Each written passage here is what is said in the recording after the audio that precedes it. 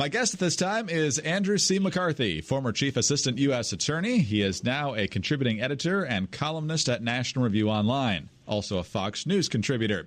He joins me now to discuss what we learned and what we didn't at Wednesday's Senate Judiciary Committee hearing featuring Attorney General Bill Barr and the overall discussion of his handling of the Mueller report. And Andy, thanks so much for being with us.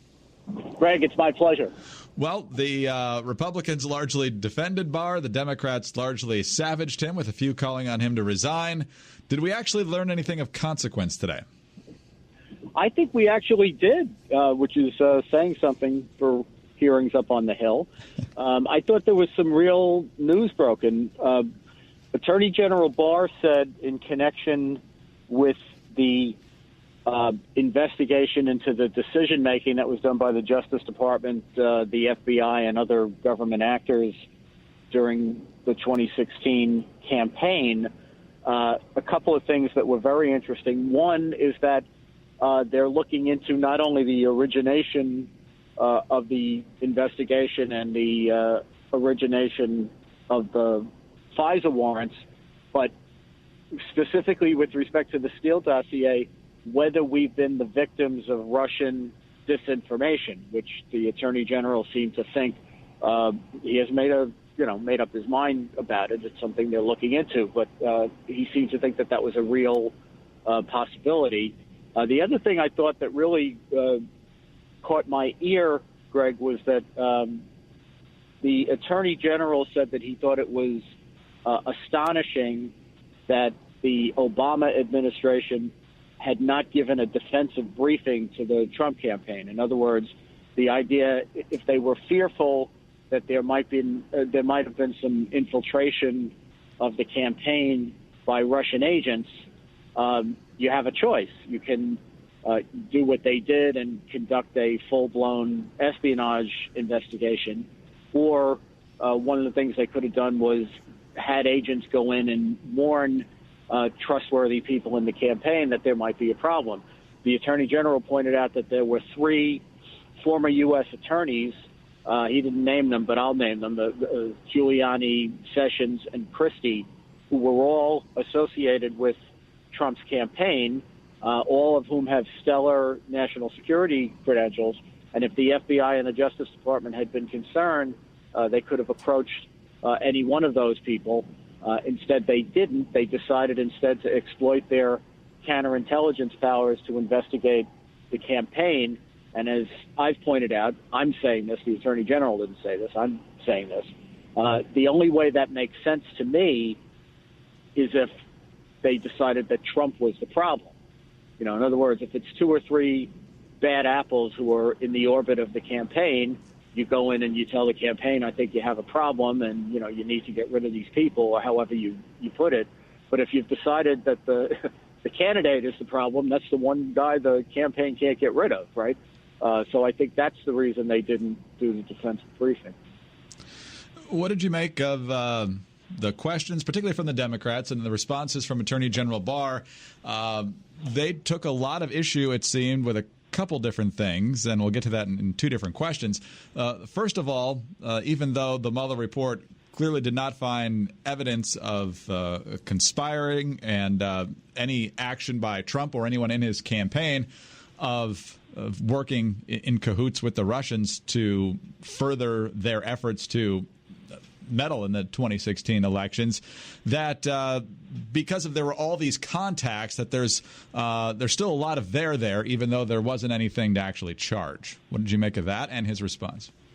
Well, I thought that point is a perfectly valid point to make, but I thought that Barr's response was also correct, which is that a prosecutor's job, as opposed to some other kind of government actor or analyst, is to determine whether a crime happened or not. In other words, in every allegation or every factual context where you bring a prosecutor in, the binary decision that has to be made, as he put it, is there enough evidence to charge or is there not? If there's not enough evidence to charge, you don't charge. And actually, usually the public doesn't hear anything about it. But the point is, you don't charge. That's the end of the case as a criminal matter. Doesn't mean that other stuff is irrelevant.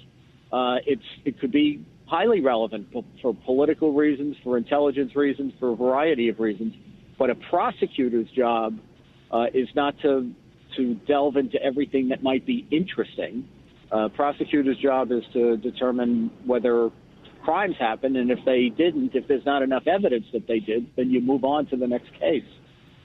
In terms of some inconsistencies from the Democrats, based on what we heard today and what we've heard for the past 2 years, for the last couple of years, especially since the firing of Jim Comey, those on the left and who are critical of the president have been pretty horrified at any thought of the president removing Rod Rosenstein, yet today they didn't think too highly of him.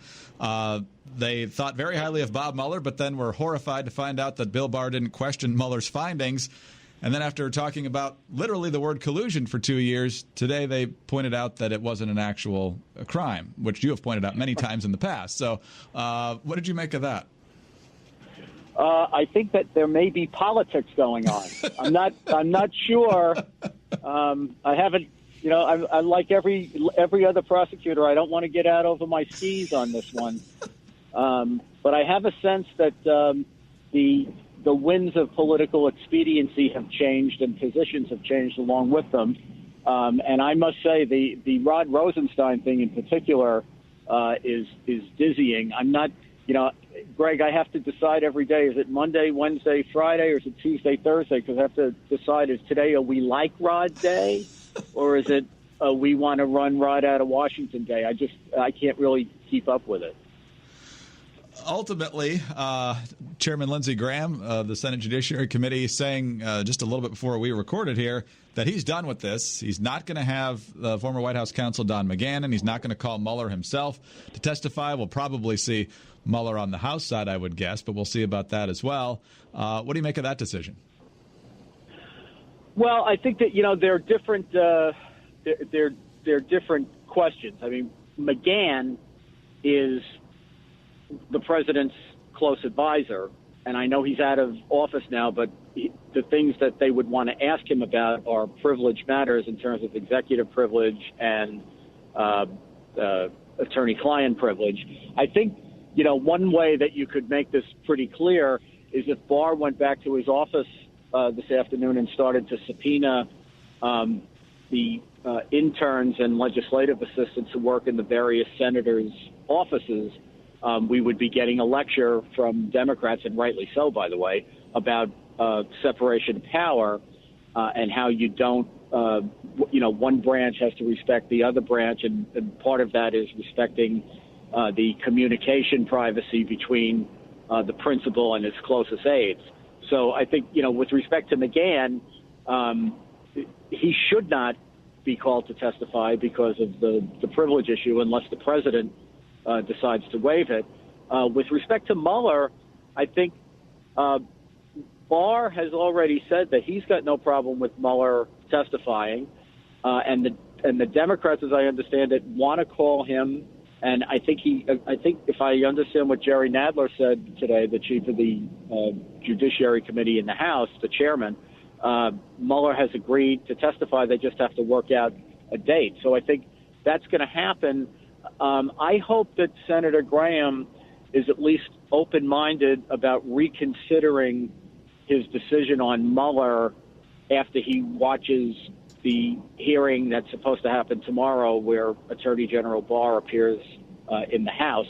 I think, if the House proceedings turn into a zoo, I think responsible people on the Senate committees, and I'm not just saying Republicans, I just think that, there ought to be a forum where you can come in and let both sides ask questions in a civil, dignified way. And that's not to say that today's proceeding was always civil and dignified. Senator Hirono asked some questions today that were just mind-boggling. They weren't really questions. It was a diatribe about, how corrupt she said Barr was, which was kind of stunning to hear from a senator about somebody like Barr. But that aside, I do think let's see what happens in tomorrow's hearing, and then I hope if it really is a zoo, that Graham will at least think about whether he wants that committee, that is the House Judiciary Committee, to be the only one that hears Mueller. Lastly, Andy, and this obviously calls for speculation, but you mentioned there might be a smidge of politics involved in this. And so when you look at the ways that maybe even both parties are looking at these sets of hearings this week, how much of it do you think is about perhaps the Democrats still hoping to squeeze some political advantage out of the Mueller report, even though it's not what they wanted to see? And how much of it might be that they're a little bit nervous about the investigation into the investigation? Yeah, I think that's exactly right, Greg. I think both things are going on. I don't know at this point that, and I don't want to make a partisan statement here. I obviously have a view on Mueller's report, but trying to be objective about it, I don't know that anybody is going to be moved at this point by things senators say about a report that we can all read and that, has been basically argued into the ground at this point. I think people's positions on that are pretty set. As far as the investigation into the investigators, we haven't heard much of that yet. I mean, we know what the issues are, but there's a lot of rounds to be played and a lot of evidence to be looked at. And I do think that, people's minds can still be influenced about that. And as a result, that a lot of the calculation right now is what they know is coming in the next weeks. I think Barr said a week or two ago that we might get Michael Horowitz, the Inspector General's report. We could get that as early as this month and no later than June. So, this stuff is coming for sure. We'll be watching, and I'm guessing we'll be talking about it. Andy, thanks for your time today, as always. We appreciate it. Thank you, Greg. Absolutely. Andrew C. McCarthy, former Chief Assistant U.S. Attorney, now contributing editor and columnist at National Review Online, also a Fox News contributor. I'm Greg Corombos reporting for Radio America.